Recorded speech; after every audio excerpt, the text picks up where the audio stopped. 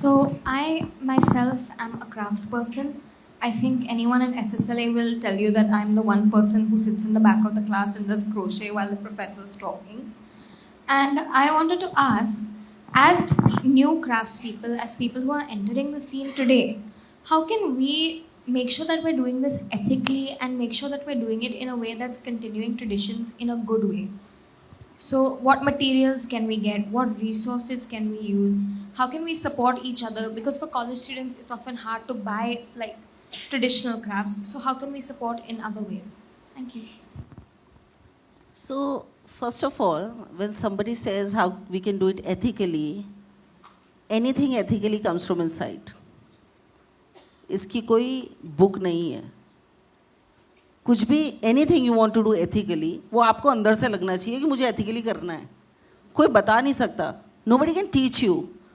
From childhood we have been taught do things correctly, do things ethically. But do we follow it? We only follow it if we believe in it. So one point is that ethically. The second is when you said how do we share it, when you see that you have like-minded people around you, you can form the groups, you can get associated with the bodies who are working in that same context, whether it's a craft museum, whether it's craft village, whether it's craft council, or whether individual brands, who are working in the same area, and you can seek support. They will come forward. You can also write to World Craft Council, become the young members. They have youth programs. You become young members, they will provide you support. They will provide you support of various kind in terms of information, in terms of sponsoring, your projects, in terms of taking you to different places. I think these are the ways forward. By sitting and working in isolation may not help. I always say one thing, beta. Artists work in isolation, but a craftsman can never work in isolation. A craftsman work in a community. जब एक artist काम करता है तो वो अपने लिए कमाता है, लेकिन एक क्राफ्टमैन काम करता है तो वो पूरे घर और गांव के लिए, पूरे कस्बे के लिए काम करता है. और क्राफ्टमैन अकेला नहीं जुड़ता, उसके साथ 10 हाथ भी जुड़ते हैं. सो work in a community, get together with the people, and you will find support. So you mentioned that it's also important to economically support artisans and craftsmen. But if we want Indian textiles like Pichwai, which is a holy craft, to have the spotlight at a larger stage or a broader stage, wouldn't that also diminish the veracity of the craft? Because again, that stems into mass production and capitalism.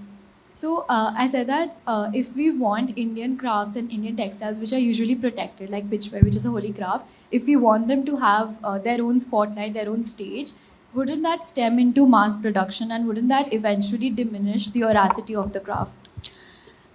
I think we'll take answer from her, but I want to add one thing here. Craft cannot go in mass.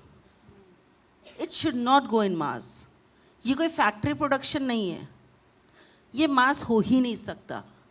ये हमेशा exclusive रहेगा, rare रहेगा, times के साथ बदलेगा, रुकेगा, फिर पैदा हो जाएगा, फिर खड़ा हो जाएगा, फिर कहीं लुप्त हो जाएगा. ये बना ही नहीं है मास होने के लिए. ये बहुत रेयर चीज़ है.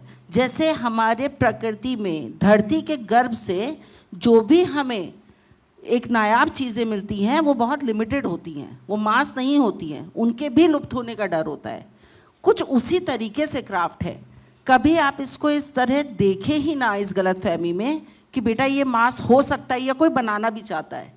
हम तीनों ही पैनलिस्ट में से कोई भी नहीं चाहेगा कि ये मास की तरह पड़ा रहे. अभी इज्जत बहुत कम है, हम उसी को बचा रहे हैं. मास हो जाएगा तो कोई पूछेगा भी नहीं, पैनल भी नहीं हो पाएंगे.